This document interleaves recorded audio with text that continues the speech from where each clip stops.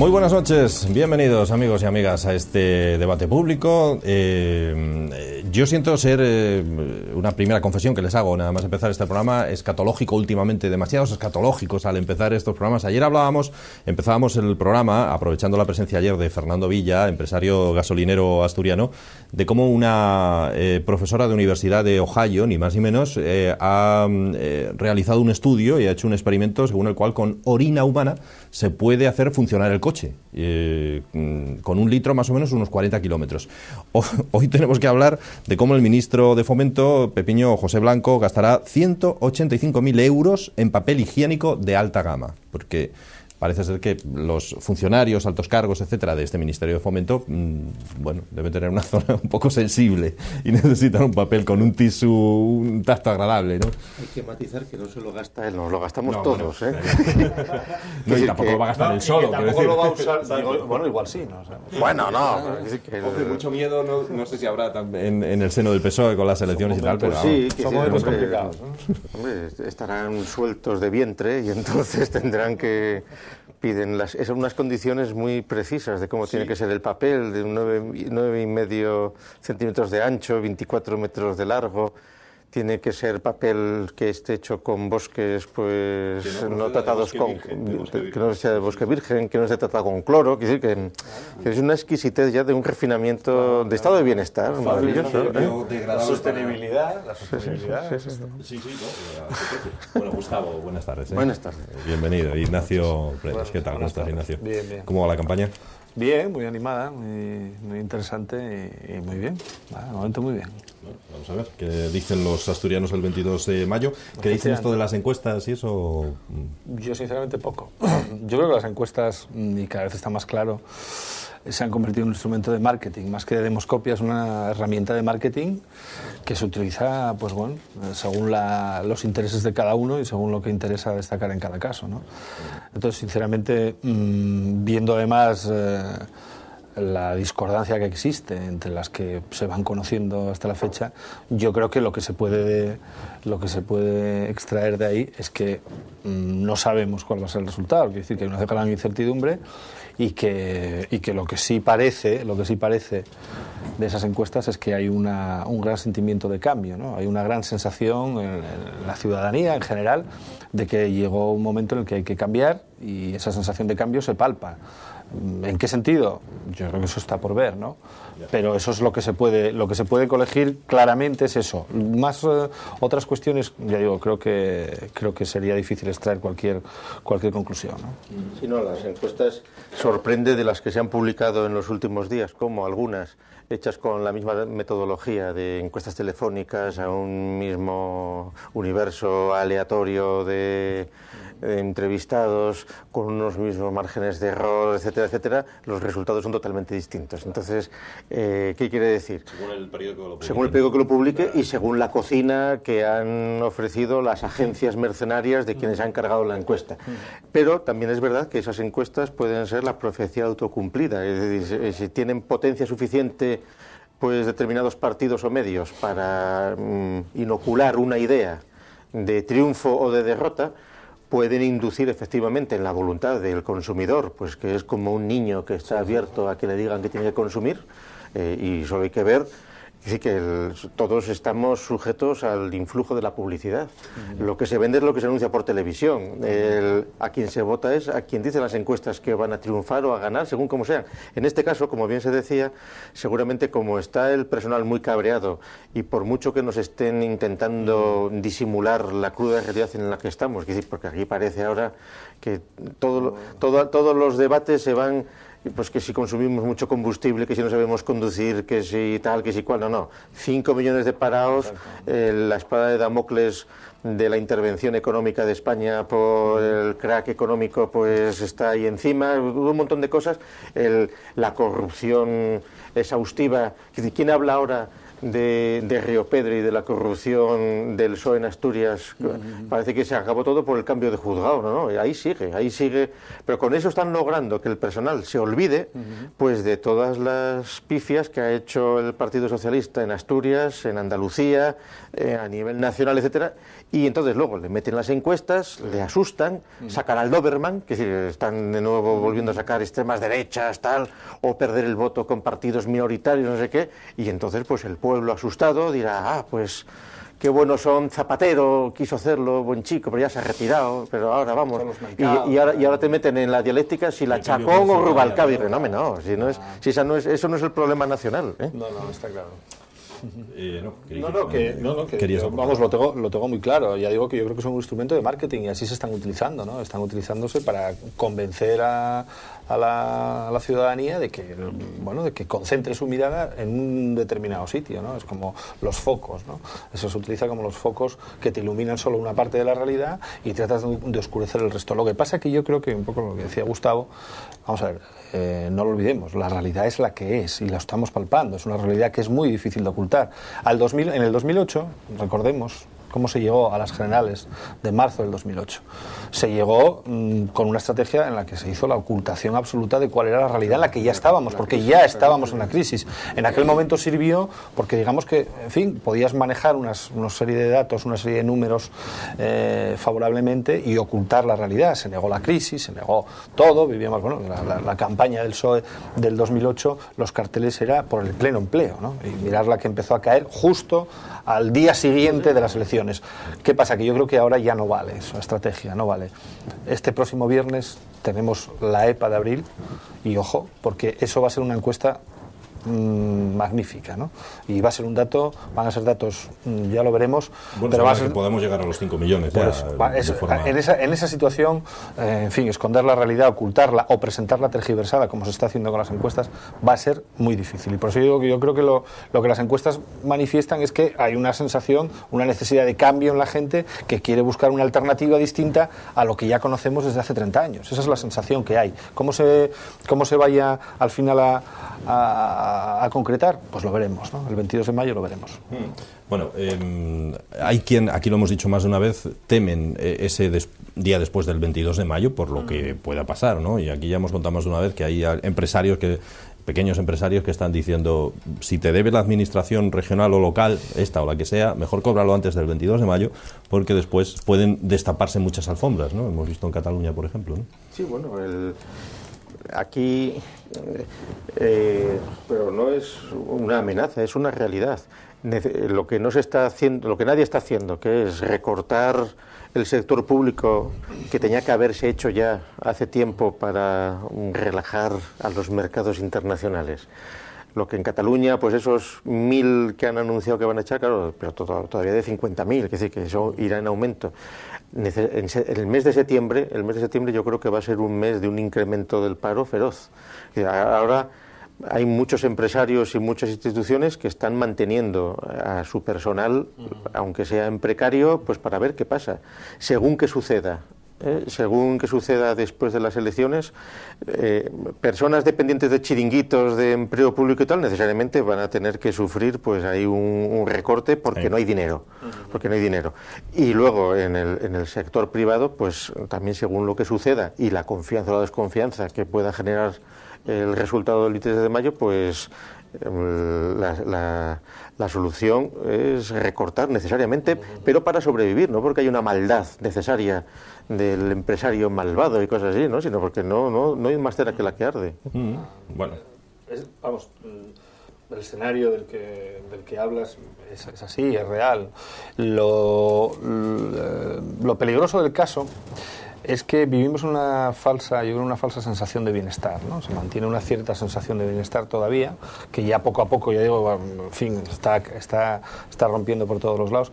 Y la cuestión es que los problemas que tenemos encima de la mesa son problemas que arrastramos desde hace tiempo, que sabemos que están ahí y que requieren de una serie de reformas estructurales. No, esto que hablaba Gustavo, no se trata, no es una cuestión de rebajar el límite de velocidad, no, es que mire, necesitamos un plan energético nacional de verdad, necesitamos una energía barata, en condiciones, y no lo que tenemos ahora. Es que, oiga, mire, los ayuntamientos, vamos a ver cómo lo arreglamos, es que un plan E, no, vamos a ver, no es un problema de plan E, es que hay que revisar de forma radical y en conciencia la financiación local, que dependía exclusivamente del mundo inmobiliario. Eso se ha caído y los ayuntamientos se han quedado sin financiación y en muchos casos prestando unos servicios a la ciudadanía que la ciudadanía demanda, porque es la administración más cercana, pero que no pueden pagar, ¿no? Y eso lo sabemos. ¿Se ha hecho algo respecto a esto? No. Lo que hemos hecho durante los últimos 6 meses, el último año, desde mayo de mayo del 2010, cuando nos pusieron entre la espada y la pared y hubo que ir a los recortes aquellos brutales, lo único que hemos hecho, yo creo, ha sido barrer bajo la alfombra. Eso es lo que ha pasado. Aunque el presidente se presente como el campeón de las reformas y que voy a inmolarme en base a las reformas, no es verdad. No estamos acometiendo ninguna de las reformas de fondo que hacen falta. La situación de crisis que tenemos ahora no es una situación coyuntural, no es una situación que se vaya a solventar, ya digo, con 3 o 4 reformas o 4 leyes de sostenibilidad. No es un problema, es un problema estructural y tenemos que atacar esos problemas estructurales. No se están haciendo, lo va a haber que hacer. No sé si después de mayo o todavía tendremos que pasar el calvario hasta las próximas elecciones generales. Ese es el problema. El problema es que España está perdiendo un tiempo precioso y que vamos a pagar en paro, vamos a pagar en recesión y en tiempo de salir de la crisis. Esta mañana, no sé qué funcionario comentando la merma de la deuda del Estado porque había aumentado los ingresos de IVA, se lamentaba de que se había ingresado mucho menos por el impuesto del tabaco. Y digo, no, me faltaría más. Y también y que había bajado el 3% el ingreso de impuestos de hidrocarburos, que todavía no sabían si se debía a los 110 o a que la gente tenía menos dinero para quemar gasolina. Pero es el colmo. O sea, que ahora se lamenten de que disminuya el ingreso por el tabaco. Aquí como bien se decía, los recortes se han hecho a medias. Aquí se ha recortado simplemente a los funcionarios, que era lo más fácil. Se les ha recortado además poco. Seguramente tendría que haber sido mucho más duro el recorte, siempre que hubiera ido acompañado de otros recortes en otros sitios. Porque lo que no es de recibo es que se hayan mantenido un montón de sueldos, que muchos convenios sigan subiendo, que están viviendo fuera de la realidad. El estado de bienestar se acabó. Se acabó como se conocía y se está anunciando por todos los sitios. Y aquí no nos queremos enterar.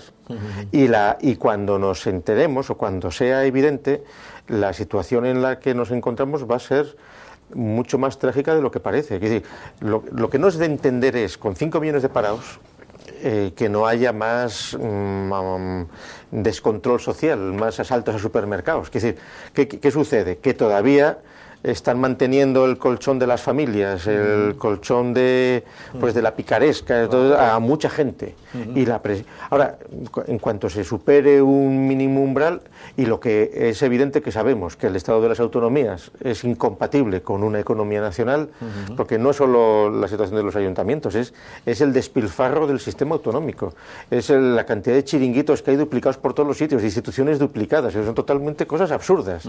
Entonces, la política se retoma con una posición nacional, y lo que sucede es que no hay partidos nacionales, excepto honrosas excepciones que existen, pero que hoy por hoy no tienen peso efectivo. Pero tendrán que tenerlo. Nosotros bueno, voluntarismo.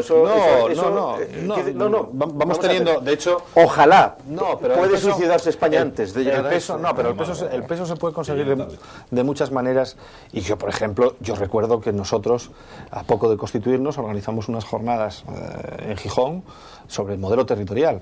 Te estoy hablando en el año 2007, 2008. En el año 2008, el verano del 2008.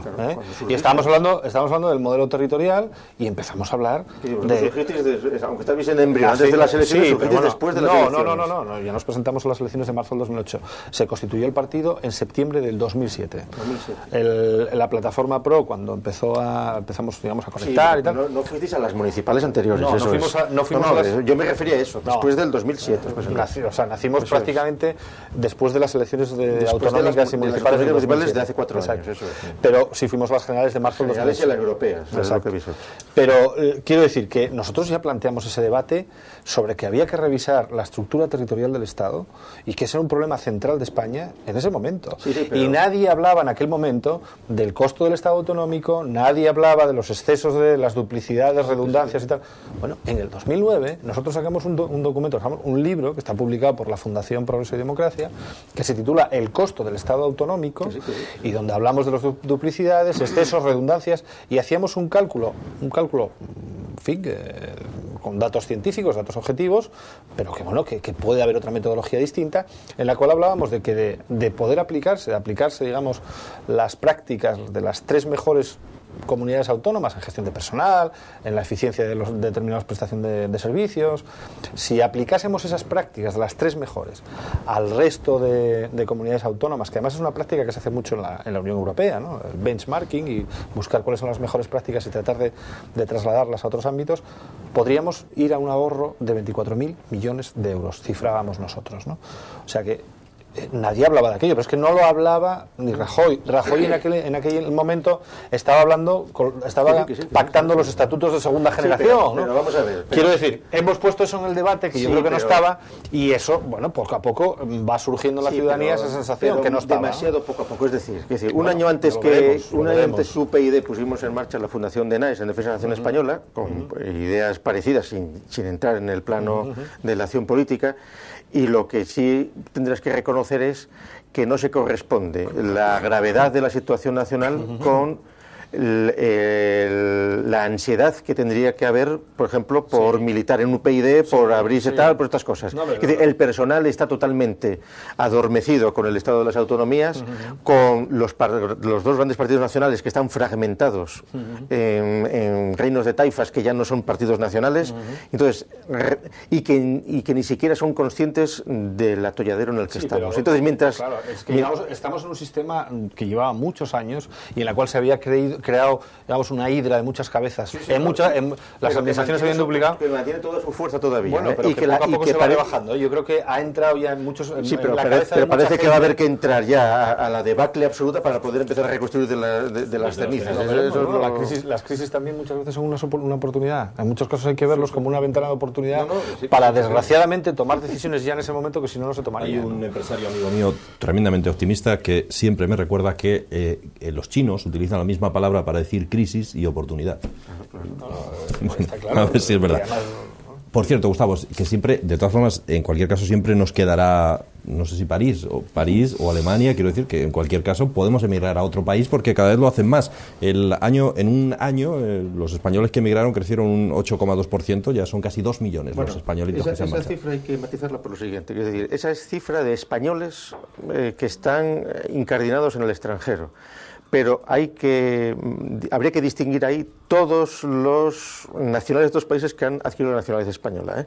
Es decir, que en los últimos... puede haber ido mucho más de esos. No, menos. Es decir, que el número de españoles, que con las nuevas, con el cambio de la norma, según el cual pues los nietos, España ha disminuido las condiciones para adquirir la nacionalidad a quienes eran pues nietos, sucesores, cada vez hay más nacionales de otras naciones que han recuperado o adquirido la nacionalidad española, al margen que, por supuesto, una de las soluciones maravillosas de la socialdemocracia ha sido procurar una emigración de calidad española para ver si nos mandan divisas. Aquí estamos recibiendo 4 o 5 millones de inmigrantes para los puestos que nadie quiere cubrir porque el estado de bienestar ya permitía a los trabajadores españoles poder prescindir de esos trabajos, pero sobran gente más cualificada y entonces la solución fue decir, pues nada, que vayan al extranjero y mandan divisas.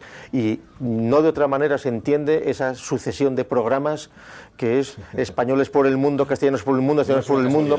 No, eso es un efecto huida absoluto. Es decir, no te sacan al desgraciado. Lo bien que están viviendo, no te sacan que lo están pasando fuera. Es verdad, dan ganas de irse. No te sacan al desgraciado, te sacan todos gente que se lo está pasando estupendamente. Bueno, también es verdad que hay un programa que es los extranjeros que viven en España también. Sí. O sea que pero hay uno, los otros son... No, esto es efecto huida. Y luego, con otro matiz también muy cruel, que está en la línea de lo que comentábamos, que la socialdemocracia bueno, Goebbels, el discípulo de Goebbels que dirige al Partido Socialista y que lo hace estupendamente bien, que ha mejorado muchísimo a su maestro, pues casi 80 años después, como es natural, y porque además ahora tienen televisión, tienen más medios, bien. Han aprendido a trasladar la culpa al consumidor de todo. Es decir, el Estado no hace un Querayanes, la autopista, no la terminan o no mejoran tal. Pero, ojo, la culpa la tiene el conductor que choca. Ellos te dicen, no podemos conducir por ti. Si te matas es cosa tuya, chico. Tú mismo. Nosotros hacemos todo lo que podemos, pero luego tú vas y chocas. Esto es lo mismo. Te dicen, tú eres un desgraciado que estás muriéndote de hambre, que no tienes trabajo aquí. Haberte ido. Haberte ido. Si no te has ido es porque eres un cobarde melindroso que no has sido como los que salen autonómicos por el mundo y que han triunfado en Malasia, en Ghana o donde sea. Claro, porque son unos tíos echados para adelante, emprendedores y han triunfado. Tú, como eres una porquería y eres un cobarde, te has quedado aquí, pues te fastidias. A aguantar a cómo te venden los subsaharianos las copias piratas de los discos, que es lo que hace el personal. Por aquí hay 5 millones de parados pues, en las terrazas y los otros intentándoles vender para entretener su tiempo ahí, pues las copias piratas. Es maravilloso, es un estado de bienestar. Yo creo que, hombre, yo no creo que eso no es el estado del bienestar, evidentemente. Yo creo que el drama de esa emigración, habría que ver los datos, ¿no? Es que, bueno, hay una emigración, decía Gustavo, de la gente más joven y más preparada, ¿no? Y en Asturias ese drama se multiplica. No, pero yo no lo veo drama. No, es un drama. Vamos a drama, perdemos. Una universidad con 30.000 alumnos que tuvo, ahora tiene 15.000, que salen miles de licenciados, ¿de dónde van a ir? Tiene que ir fuera. Es evidente. O sea, ¿de dónde vas a ir? Claro. Es un drama en el sentido, primero, que nos descapitalizamos de la gente mejor formada y la gente que puede incorporar un valor añadido en la economía, en el mercado. Y además es que estamos, en muchos casos, tirando recursos. Es decir, estamos la formación de... Estamos formando a otros. Estamos formando a gente que va a engrosar el paro, o estamos formando a gente que la van a aprovechar y la van a utilizar o en otras comunidades o en otros países, ¿no? Y entonces yo creo que eso es un desaprovechar... las civilizaciones, eso bien, pero, es nuestra contribución al bienestar de la humanidad, hombre. Preferiría contribuir de otra manera, ¿no? Aunque por lo menos nos la pagasen, que nos la pagasen esas civilizaciones a las que contribuimos. Pero tú mira que, fíjate, antes de que pusieran la Facultad de Psicología, por ejemplo, en Asturias debe haber 3 o 4 psicólogos. ¿Cuántos hay? Ahora salen 100 al año. A eso contribuyó muchísimo también la inmigración argentina en la época. Una de aquella había 4 licenciados en Derecho. La Universidad Española, el 50% de los universitarios españoles, que hay 1,5 millones de universitarios en España ahora, el 50% son de Derecho y Ciencias Sociales. Es decir, claro, de ciencia solo un 6%. Pero en Asturias, claro, todo el mundo puede ser ingeniero, no todo el mundo aquí quiere ser universitario y está muy bien. Pero claro, ¿qué sucede? Que se ha desajustado totalmente la formación profesional, el trabajo necesario y encima lo que está sucediendo, que tampoco se quiere mirar porque nos engañamos siempre con las cifras, es decir, va a aumentar los puestos de trabajo en Asturias porque hay demanda en la construcción, no sé qué. No, pero ¿y quién los está ocupando? Si solo tienes que ver los viernes las colas de furgonetas y de coches que van a Portugal de fin de semana de los trabajadores que están aquí trabajando toda la semana. Yo creo que por ahí no va a aumentar la mano de obra. Realmente. Claro que no va a aumentar, claro. Se está perdiendo trabajo en la construcción. Ese tipo de trabajo no creo que vaya a aumentar mucho, ni por ahí va a haber posibilidad de... van a venir portugueses a hacerlo mientras... Lo curioso es que hace poco salía también en la prensa regional que el sector metalmecánico en Asturias, que sigue siendo una potencia, que sigue siendo uno de los sectores tractores de la economía asturiana, iba a demandar en los próximos años 4.000 puestos de trabajo de una persona de una determinada cualificación y que no los hay en Asturias. ¿Y tú te crees eso es el drama. ¿Y tú te crees ese Yo dato? sí me la creo, sí, porque tengo algún dato próximo. ¿De verdad cercano. que lo crees, no? Sí, tengo algún dato próximo cercano. Yo te puedo hablar de una empresa... Porque la medida inmediata que toman los políticos ante ese dato es decir, hay que formar. No, al contrario, no es meter más formación, sino reformar profundamente la formación que estamos haciendo. Estamos haciendo una formación profesional, en muchos casos, formando a gente para puestos de trabajo que no existen y que no demandan las empresas. Y sin embargo tenemos... Y universitaria. Universitaria igual, pero quiero decir que estoy hablando de la formación profesional, que hay una formación profesional cualificada, muy importante, muy seria, que además traía una tradición muy importante en Asturias, y estoy hablando, por ejemplo, recuperar una figura como era la del aprendiz, que había unas escuelas de aprendices en Asturias. Sí, pero eso desapareció. Claro, pero hay que recuperarlo. Por eso digo que no se trata de hacer más... Hay que construir las empresas a base de fundaciones, de tal. Muchas cosas, porque la formación profesional reglada, digamos, la reglada, o sea, nos la cargamos radicalmente. Hemos hecho los módulos profesionales de no sé qué, de animador sociocultural, de guía turístico, de no sé qué, y resulta que lo que sigue siendo el gran tractor de la economía asturiana, que son esos sectores, el químico, el metalmecánico, el de bienes de equipo y tal, demanda una serie de profesionales especializados que pueden tener una buena retribución y no existen. Y ese es el gran drama. Por eso muchas veces no es más formación y no es más dinero en formación. La gente se cree que es que hay que aumentar el presupuesto de educación y mira, aumentamos. No, es que hay que gastarlo mucho mejor y hay que reformar la educación para adaptarlo al mercado laboral que tenemos. Tenemos un mercado laboral con unas condiciones y unas exigencias determinadas, adaptemos la formación profesional. Y pasa lo mismo en la educación superior. Pero yo la cifra esa de los 4.000, de la demanda de 4.000 del metal... Bueno, es decir, que pero que la han dicho... la han dicho, la dijeron, ¿no? Si estoy de acuerdo, dijeron. Ese sector sí se está empezando a recuperar, o por ejemplo, se está manteniendo. Somos bastante competitivos en algunos sectores, en algún apartado de ese sector metalmecánico, somos bastante competitivos, y el problema es que durante mucho tiempo aquí se creyó en lo de cambiar el modelo económico, ¿no? Asturias tiene que cambiar el modelo económico, tenemos que ir a una economía de servicios, o tenemos que potenciar las TIC y no sé qué, y se olvidó sectores tradicionales que sin embargo eran punteros con empresas muy competitivas.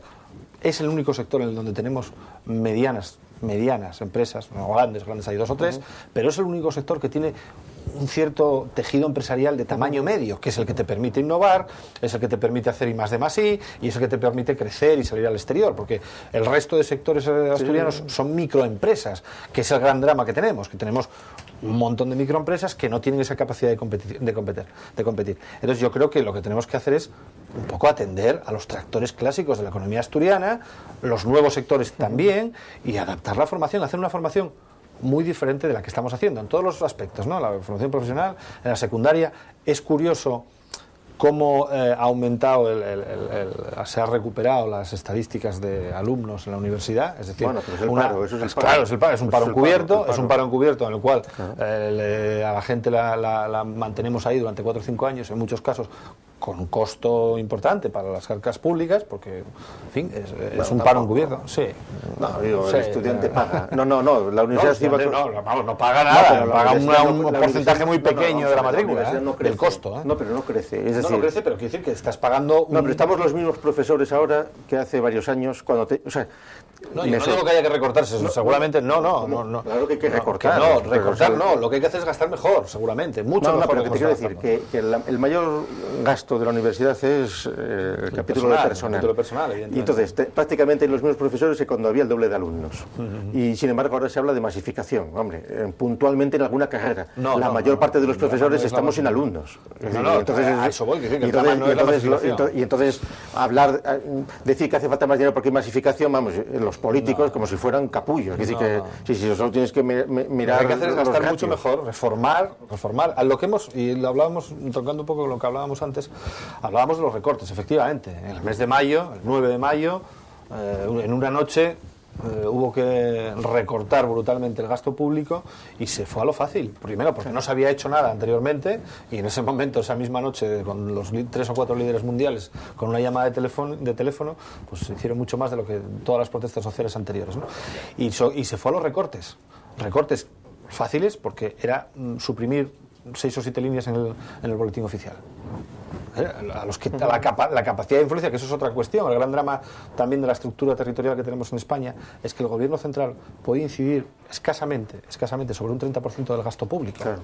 El resto del gasto público ya no lo controla. Escasamente digo, porque aunque el 51% sea el gasto de la administración central, de ahí casi el 20 y pico por ciento, más del 21%, es la seguridad social, que son gastos que están comprometidos. O sea que la incidencia de la administración del gobierno central es sobre un 30% escaso del gasto público. La anarquía económica del Estado de las Autonomías es absoluta. El gran drama es ese. El gran drama es que no tenemos mecanismos de coordinación económica y mecanismos para recortar y para meter en cintura ese gasto público. Ni mecanismos para evitar el endeudamiento de las autonomías, de los chiringuitos de las empresas. Tal. Es decir, cuando se levante efectivamente la alfombra del pufo que hay, eso es inimaginable. Claro. Porque es todo un engaño consentido por todos, por los partidos mayoritarios, por las autonomías. Hay una cosa que es verdad, es decir, tú vas a Portugal, vas a Italia, vas a Grecia, el nivel que tiene España ahora, sí, claro, de autopistas, de pinturas, de aeropuertos, tal, es maravilloso. Es decir, el extranjero que viene a Madrid, pues queda impresionado. Es decir, estamos a un nivel... Ahora, más dura será la caída. Es que sostener todo eso, tienes que tener muy claro que va a haber una caída de los ingresos públicos, que ya la ha habido, que va a seguir por esa línea, y que sostener todo eso tienes que hacerlo con una estructura muy diferente de la que tienes. Si tienes, en vez de tener 2, 3, 4, 5 centros de gasto, tienes 17, olvídate, no vas a poder sostener esa estructura. Un americano hace poco me decía, yo es que había estado viajando por España y que estaba asustado del nivel de conservación de las carreteras. Ya tú vas a Estados Unidos y entras por carreteras secundarias y están sin pintura desde hace montones de años, están con baches. Aquí no, aquí, claro, bien es verdad que mucho ha sido la dormidera del chorro de millones de los fondos europeos, a costa de desarticular totalmente la industria española y el sector de la distribución, y de convertirnos en un muñeco en las manos de Francia y de Alemania. Y claro, cuando encima el presidente del gobierno pues se deja hacer de pelele, pues la situación es trágica. Pero sin embargo el personal está contento porque ve la televisión y puede seguir tomando cerveza, y entonces pues y hay fútbol. Ver la televisión es muy importante, y en estos últimos días fútbol para aburrir, ¿no? No hay posibilidad casi de hablar otra cosa. Bueno, vamos a ir a la publicidad y a la vuelta seguimos hablando de otros temas.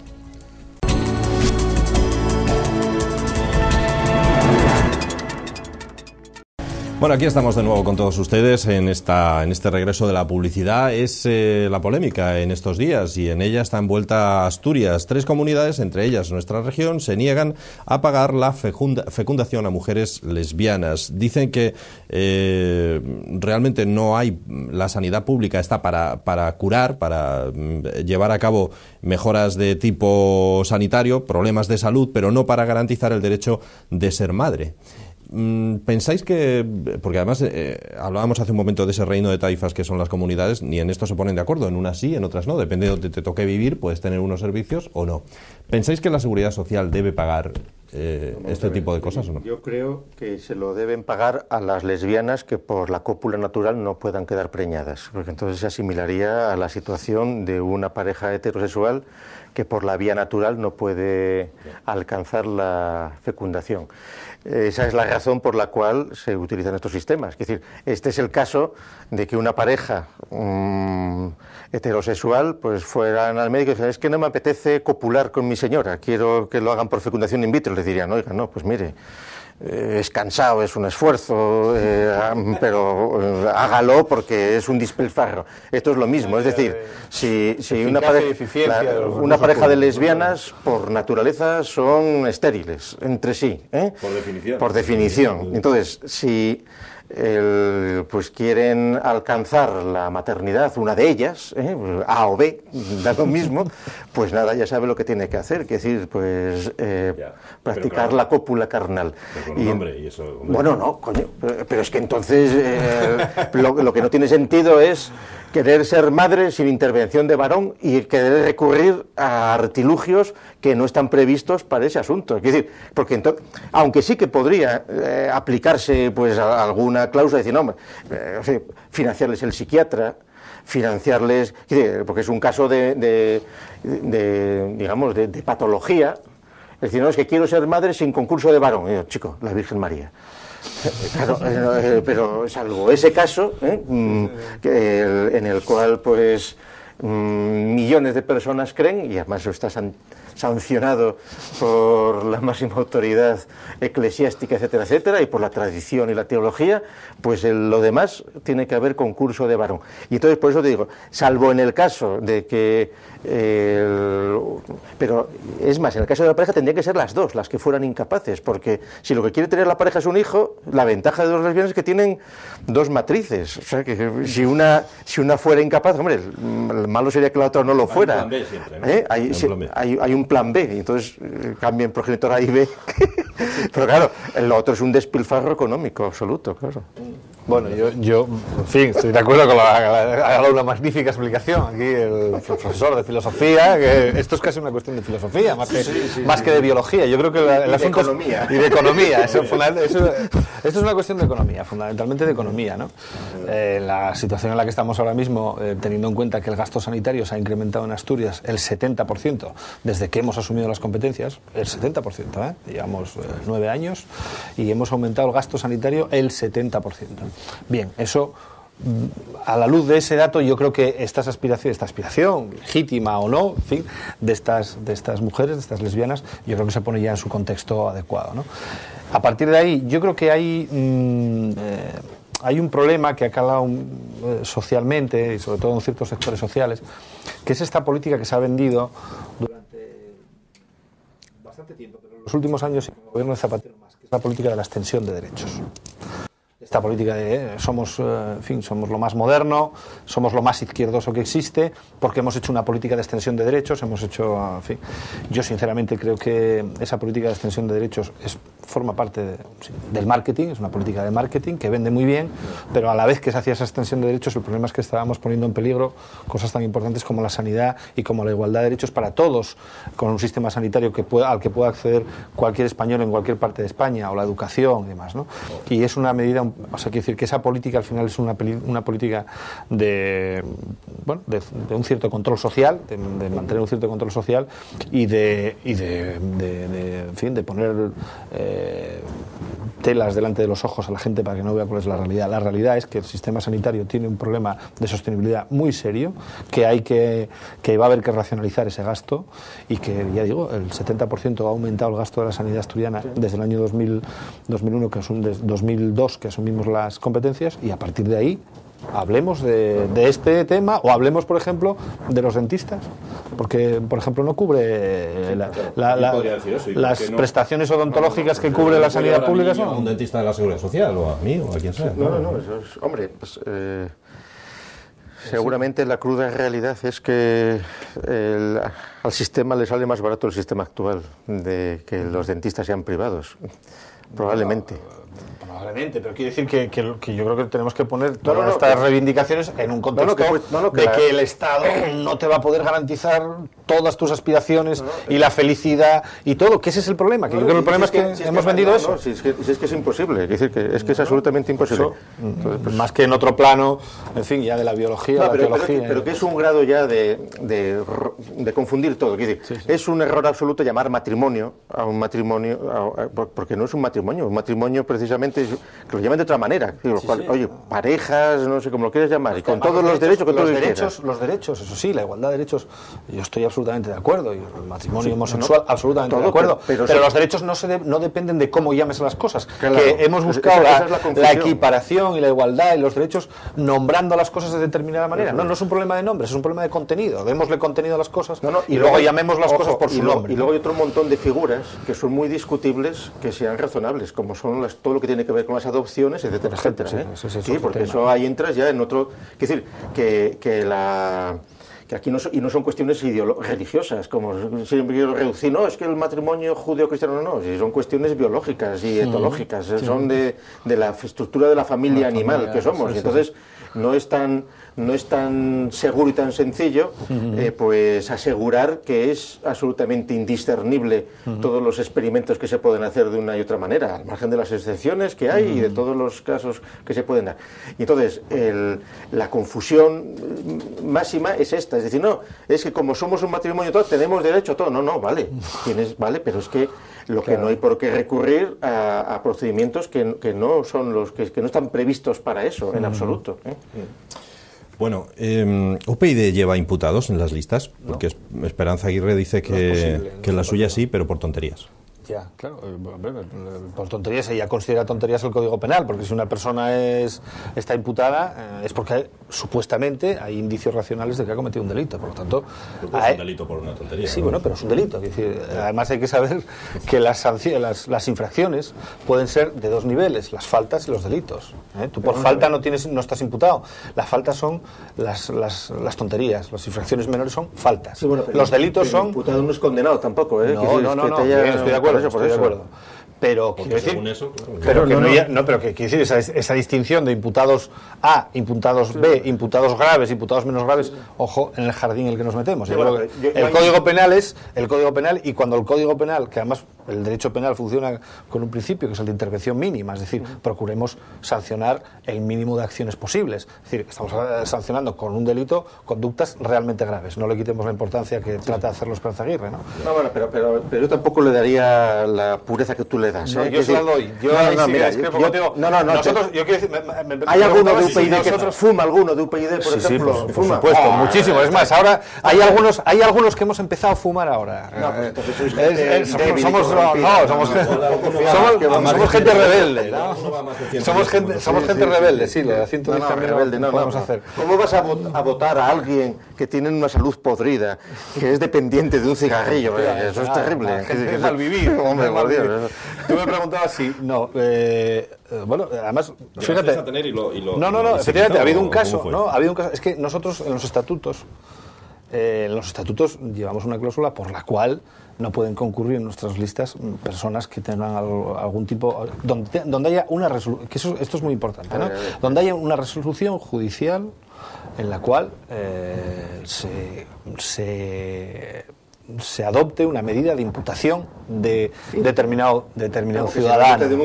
No. Es que quiero decir, tiene que haber una resolución judicial motivada por la cual se decreta la imputación de una determinada persona. No que te citen a declarar, por ejemplo, en calidad de testigo, que pues te cito de imputado, y luego sales de ahí. No, pero lo cierto, vamos, pero no quiero andar tampoco con estas disquisiciones porque creo que eso no es lo importante. Lo importante es que no podemos llevar, según nuestros estatutos, a personas que estén imputadas. Bueno, estás imputado. Yo creo que ahí hay pecado de talibanismo. No es talibanismo, de transparencia. No. Hay una cuestión que creo es muy importante en el actual contexto. Soy abogado. Soy el redactor de los estatutos también. Pero vamos a ver, estarás conmigo en que todos los médicos saben que un hombre sano es un enfermo en potencia. Todo hombre sano es un enfermo en potencia. Desde el punto de vista médico, todos somos enfermos en potencia.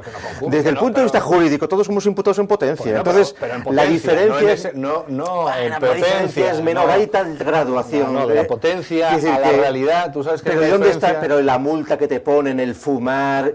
Y tú no son imputados. Y tú pensaste en alguna vez saltarte ese semáforo en rojo. Es decir, que si te pones ahí, acabamos con los americanos, que porque uno se tocó así porque le daba gusto cuando era pequeño, ya se estaba masturbando la mejilla y era un perdido, ojo. No tiene nada que ver con eso. Que acabamos en un radicalismo extremo, No es ningún radicalismo, es sencillamente una cuestión de puro sentido común. Además, precisamente en el contexto... Y el que ya robó ahora mismo es mejor político, porque ya no va a robar más. El que ya robó, que ya es millonario... Todavía no hemos llegado a ese grado de cinismo. No tiene la ventaja de que ya es... No hemos llegado a ese grado de cinismo político en el que están mucha gente y en la que está la mayoría de los partidos políticos. Nosotros, afortunadamente, no hemos llegado todavía, espero que no lleguemos nunca, a ese grado de cinismo, ¿no? Creemos todavía en otro tipo de representación pública, en otro tipo de ejercicio de la política muy distinto y estamos en fin, poniéndolo en blanco sobre negro. Por eso digo que en nuestro caso es que no podría darse la situación. Ha pasado. Y el poner los adultos no es estar ya pensando en ello, no es estar mentando la soga en casa del ahorcado ya. Es explicar cuál es. Es decir, no estáis diciendo, ojo. ¿sabes? Que igual piensan que somos otra pandilla de potenciales atracadores. Es dejar las cosas muy claras desde el principio, para que no haya confusiones. O sea, el problema es que yo creo que... Roba, pero hazlo bien, que no se note. No, roba no. Porque es puro formalismo. No, ¿cómo que roba? A mí un tío que esté imputado no me dice nada. Si robas... La cuestión es si le imputaron al final de su vida. Si roba... Yo aspiro a que los representantes de los cargos públicos de UPyD no sean Al Capone, no van a ser Al Capone en ningún caso. La cuestión es, el ejemplo es que no puede robar, no estar imputado. Tú si quieres robar y ejercer la política, elige otro sitio, no pasa nada. Si, ya digo, la naturaleza humana es la que es. No somos puros ni castos, somos personas como los demás. Ahora que elige otro sitio, tienes muchísimas opciones, pero no la nuestra. Dejémoslo, no seáis torpes. Es decir, si queréis estar aquí, no seáis torpes, porque no os pillen.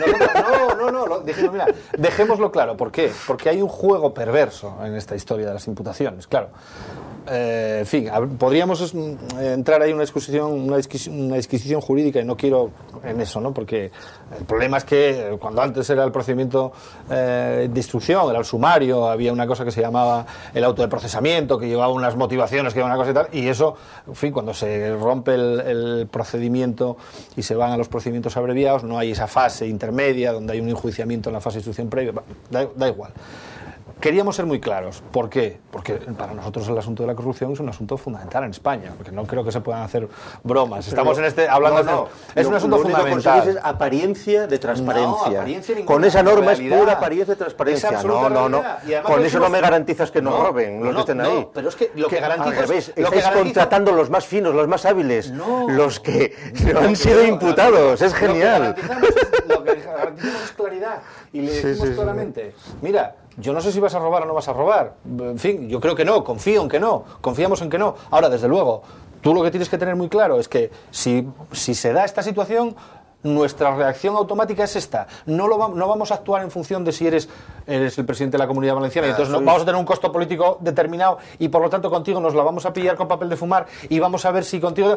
Pero si eres un concejal de un pueblo perdido por ahí, te machacamos, te quitamos... En fin, si eres Río Pedre y ya estás amortizado y además eres del sector arecista, voy a dar una rueda de prensa al día siguiente, te voy a expulsar del partido, voy a separarme de ti, te voy a nombrar como apestado. Ahora, ojo, si eres el alcalde de Cudillero, y me aportas un caudal de votos importante y además van a ratificarte tus compañeros y serás entonces contigo a la marca. No, hombre, yo creo que esto, digo lo del alcalde de Cudillero, no por nada de ahora, porque este hombre ya no está imputado, creo, pero sí concurrió en las anteriores listas, no se da el caso en Asturias en estas elecciones autonómicas y locales, pero sí pasó en las del 2007. Concurrieron tanto en el Partido Popular como en el Partido Socialista personas imputadas. 2 alcaldes en concreto, el que se presentaba como candidato a la alcaldía de Ribadesella, que tenía una imputación, además por un delito urbanístico, y el que concurría por el PSOE a la alcaldía de Cudillero, que tenía también una imputación por un delito urbanístico. Y aquí en el Ayuntamiento de Oviedo, que ha habido docenas de juicios, está todo judicializado, ¿no hay ningún imputado? No lo sé, creo que de momento creo que no. No, todo sobreseído, todo maravilloso. Bueno, quiero decir... Sois talibanes fundamentalistas jurídicos. Somos fundamentalistas de la claridad, de la transparencia, hay que y de que copiar la gente con nosotros tiene que saber a qué atenerse. Pues teníais que decir, aquellos militantes de UPyD que roben serán juzgados por el pueblo. Entonces se aplica el modelo chino. Pero mira, además se aplica el modelo chino y ya está. En absoluto, que no tiene nada que ver. Mucho más eficiente. No tiene nada que ver con eso. No tiene nada que ver. Tiene que ver con una cuestión. Es decir, el grupo segrega y elimina a la oveja negra. Hay gente que coloca el límite de la actuación pública de un político. Y lo que está pasando aquí en Asturias, esta utilización de la presunción de inocencia, del secreto del sumario, ya explicaremos, porque el secreto del sumario y demás. Nosotros tenemos muy claro que una cosa es el plano jurídico y otra cosa es el plano político. En el plano jurídico, respeto a la presunción de inocencia absoluta. No condenaremos a nadie ni culpabilizaremos a nadie hasta que no haya una sentencia judicial firme que así lo diga. Acabamos de hablar de Río Pedre, acabamos de hablar de Río Pedre, tirando piedras sobre él. No he dicho... Y todavía no está... He dicho otra cosa. ¿Está imputado o no? No he dicho nada contra... ¿Está imputado Río Pedre o no? Por supuesto que está imputado. No solo está imputado, sino estuvo en prisión con un auto de prisión, que eso sí requiere fundamentación. El pobre. Déjame que te acabe de explicar esto, que eso es importante. La cuestión es que nosotros creemos que hay 2 límites. Uno es el límite del derecho penal y de la responsabilidad jurídica, que es el que es, y lo marcarán los tribunales, y otro es el de la responsabilidad política, que yo creo que es un límite que está muy por encima de eso. O sea, quiero decir, yo creo que llega el momento en que hay que decir, oiga, no, mire, el límite de un político, el límite de, digamos, de lo que es correcto, no es correcto en política, de si este político está actuando correctamente o no, no es el Código Penal. No es el Código Penal. Tiene que estar muy por encima, si no convertimos la actividad política, la actividad pública en lo que es ahora. Una cosa absolutamente desprestigiada, una cosa, en fin, a mí hasta que no me condene un juez, yo tengo... No, mire, el límite de su actuación está muy por encima del Código Penal. O sea que la exigencia a un cargo público, a un cargo que representa a todos, tiene que ser no el Código Penal, sino bastante más arriba. En función de eso, nosotros, mire, si hay una imputación y hay una sospecha, es que nadie... Es que esto es como un poco el tema de las lesbianas. Es que no todo el mundo, no tienes un derecho fundamental, inmarcesible, a ser representante público y a formar parte de las listas. Cada uno pone el nivel de exigencia a sus representantes y a sus cargos públicos, a las personas que presenta, donde quiere. El nivel de exigencia nuestro está bastante por encima del Código Penal. Los demás no, ya lo sabemos. Los demás tienen un límite que es el Código Penal. Y además tienen un límite absolutamente subjetivo, que se lo aplican, depende, ya digo, que a mí esto me parece peligrosísimo, porque eso es lo que da lugar al clientelismo, a las actuaciones en función de si tienes un peso determinado que te arrope y puedes causar daño al partido, entonces a ti no te tocan, eres intocable. Pero ya digo, un concejal en cualquier sitio, pues podemos hacer mofa, befa y escarnio de él y le expulsamos del partido a la primera para demostrar lo machotes que somos y lo limpios que son. No. Esto, yo creo que la justicia precisamente es esto, tratar a todas las personas por igual, y nosotros por eso lo teníamos que dejar muy claro, y lo dejamos muy claro en los estatutos. Está muy claro, hay una cláusula donde dice esto. Yo digo, soy el autor, pero luego hubo un congreso, discutimos, hubo tal. La cuestión es que cuando tuve que defender esta cuestión, y me acuerdo perfectamente en el congreso, y gente que salía explicando un poco la postura, tú dices, vamos a ver, que nos estamos poniendo, y dije, soy consciente de eso, porque además ejerzo el derecho desde hace 23 años, y además generalmente del lado de la defensa, y en muchas ocasiones, pues la mayoría de las ocasiones, o siempre, me he creído que la persona que defendía era inocente, y por lo tanto, y dije, bueno, yo creo que vamos a cometer injusticias. Creo que vamos a cometer, desde el punto de vista de la justicia y del derecho, vamos a ser probablemente injustos en algunos casos, con personas que injustamente están imputadas y que, sin embargo, nosotros les impedimos que accedan a las listas. Pero creo que ahora mismo, en la situación en la que vivimos en España, con 800... No lo he mirado porque hay más 800 cargos públicos, claro, imputados. Sí. 800 cargos públicos, PSOE, por cierto. Sí, bueno, se lo reparten, está bastante 450, 375. Bueno, sí, pero está bastante equilibrado, Bueno, incluso sí, las minorías tienen. Pero más del PSOE, digo, no, porque les gusta siempre hablar de la honradez. Tienen su cuota determinada y tal, cada partido.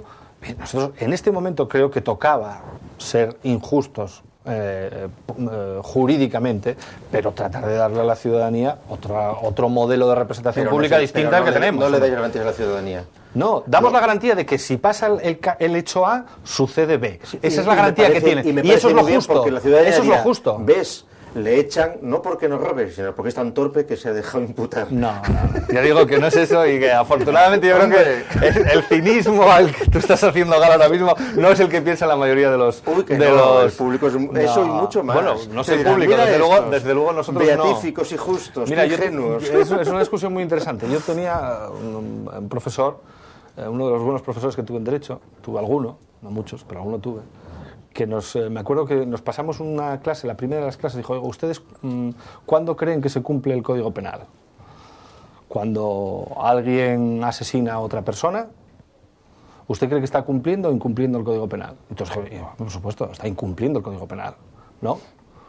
El Código Penal se incumpliría si la persona que asesina a alguien no va a la cárcel, pero hasta ese momento el derecho penal está para sancionar conductas, no está para, digamos, ser una regla moral de comportamiento de la gente, está para sancionar conductas, y por lo tanto se incumpliría el derecho penal si, dado el supuesto A, no se produce el efecto B.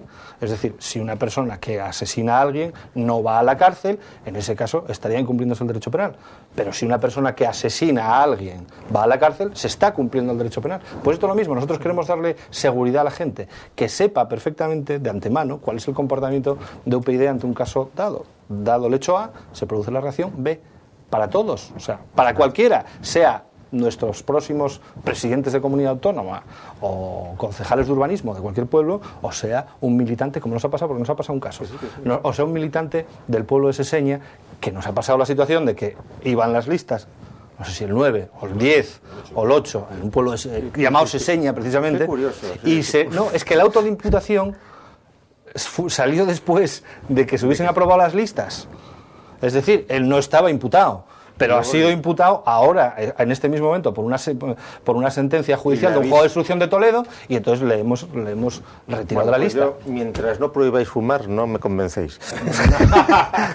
Porque, o sea, están limpios de la justicia, pero fuman. Creo que lo vamos a tener jodido. Hay que hacer un partido que sean los puros y los que no fumen. Además. Creo que lo vamos a tener jodido para convencerte. Y los que vayan a procesiones ateas, ¿iríais vosotros a una procesión atea? Estamos muy recientes de la Semana Santa. No, mira, ha habido esa convocatoria. Esto de las procesiones ateas, hay un determinado número han sido todos católicos, casi todos. La mayor parte han estado en seminarios, tienen traumas, pues quizás les sodomizaron de jóvenes y no les gustó, cosas que les pudieron pasar. Yo, el día que estos señores tan valientes que quieren ir a una procesión atea vayan a Marruecos en Ramadán comiendo bocadillos de jamón, pues vale, chapó. Pero es que son cobardes y miserables, porque no se atreven hacen burla y escarnio de la religión católica, pero con el Islam se asustan. O si van por Barcelona tirando del velo a la pobre mujer que está entregada a Alá y para verle el rostro, pues vale, eso sí es cachondearse de la religión, pero ahí no, ahí los respetan y se asustan o acojonan. Con esto sí, esto es muy bonito, hacer burla y tal y cual. Entonces yo creo que sería también pues gente a la que habría que mandar a los psiquiatras para analizar sus casos de sus problemas personales, sus traumas con la religión, pues que son muchos los que los tienen y que además pues eso salen en el periódico y piensan que están haciendo algo. No, que empiecen por los marroquíes, mejor dicho, por los islamizados. Que ese es el verdadero problema, no estas milongas. Yo, bueno, en fin, no he ido ni a las procesiones ateas ni a las procesiones de mi religión, que es la católica. Yo soy católico, pero no soy muy de procesiones. He de reconocer que no me gusta, no es, digamos, la manifestación de la religiosidad de la que soy más fan. No soy. O sea, que eres medio protestante, entonces. No, digamos, de otro tipo hay otro tipo de manifestaciones. Esto de la iglesia es muy plural, a uno le puede dar por las manifestaciones.